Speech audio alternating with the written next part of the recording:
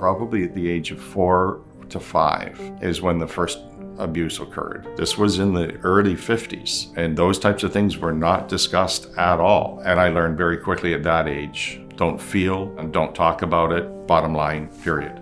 The minister that we had at the time, my mother would invite him over for supper, and we would have conversations. We would read scripture. We would have prayer. The next 3 to 4 years, I was being groomed constantly. You remind me of somebody that I love, and I love you. Don't tell mom, don't tell dad. This is just between the two of us. I ended up being abused by 4 different individuals. And I never really honestly trusted another male figure in my life up until after my mid-40s. I had met my wife at the age of 14, was deeply in love with her. As soon as we started to become a little bit more intimate, I froze and ran. I always felt I can love, but I can never be loved. Simply because who would want somebody as unworthy as me? Who would want somebody who is as filthy and as dirty as me? Situations occurred. Helen went her way, I went my way. My best friend turned to me one day and said, just give her a phone call. Reconnected in September of 1968, and we've been married for 55 years as of this past March.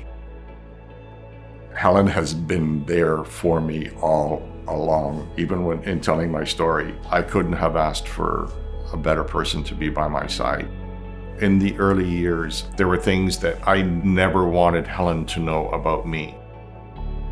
It was our 25th wedding anniversary. The whole thing just totally collapsed. The facade, all the masks just simply broke.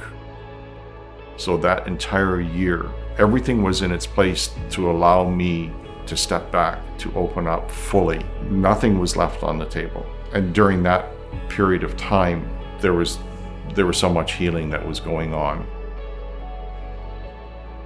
So part of the healing process is to re-identify yourself, to acknowledge what's happened, to heal from it, and to become who you are supposed to fully be. I was able to finally let go of how the family reacted, how the church reacted, how individuals reacted. And my counselor eventually turned around and she said, Derrick, eventually you're going to have to learn to forgive yourself. And that was the most difficult part to do. To me, it was a huge paradigm shift. And in some respects, I was reborn. I had left the church that I had been abused in my 20s. I found out that the church was going to be shut down. My thought to myself was, am I totally healed? Can I go back into the church where the abuse occurred and that it had no hold on me? So I went one Sunday, I walked back into every single solitary room where I had been abused, and it had no hold on me. I retired in 2002 from teaching after teaching 32 years. During that time frame, I was called by a small church to become their pastor. The church grew, and we also moved into healing styles of ministry. Once healed, you can become part of somebody else's healing. And so I stayed there for 14 years.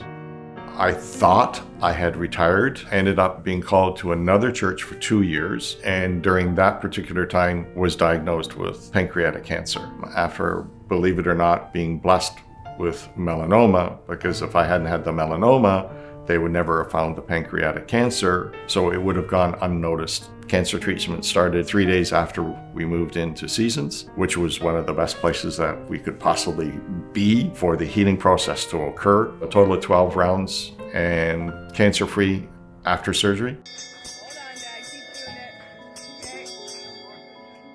I know that you can gain strength by having support around you. I had a whole village of family members of 7 congregations, the staff here at Seasons, 4 people here, which I nicknamed the Fab Four, who supported me all the way through.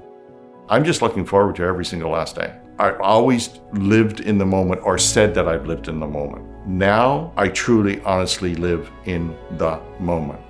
Life experiences, especially traveling through healing of various kinds, gives you a different perspective. But I think everyone is capable of that because everyone is broken at some point with something.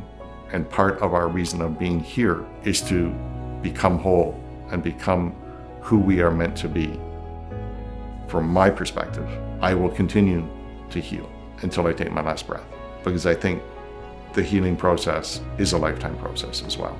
And even in the midst of that last breath, I am hoping that I've made an impact on people's lives, just as they have made an impact on mine.